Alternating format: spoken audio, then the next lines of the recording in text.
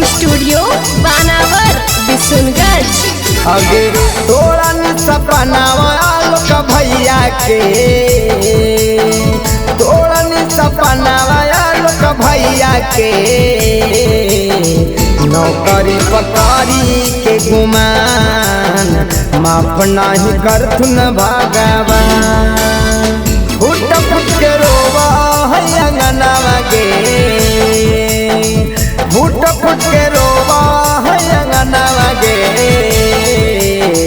नौकरी पकड़नी गुमान माफ नहीं करथुन भगवान।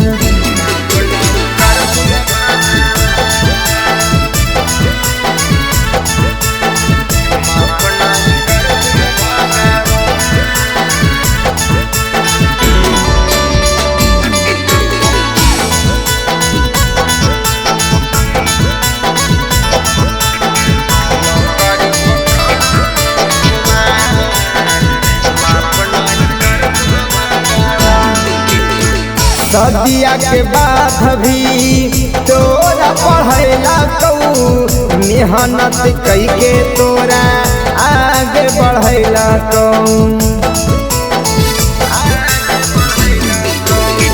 सदिया के बाद भी तोरा पढ़ैला कऊ, मेहनत कई के तोरा आगे बढ़ैला कऊ।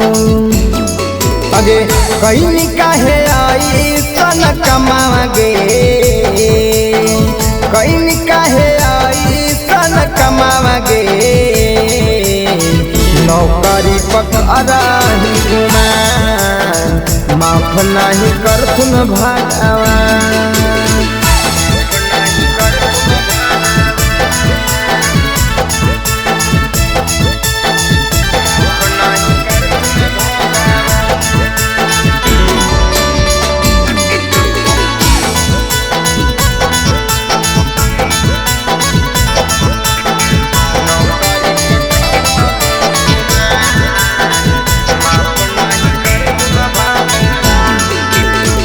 तोरा पकल खुन आलोक भैया विश्वास गे, दे के धोखा चला गे नी दोसर पास गे।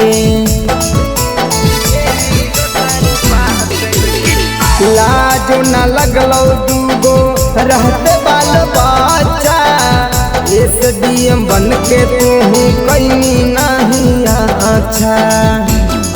अगे राहुल रवानी कहो कहानी आगे, आलोक भैया के हानि जानी आगे,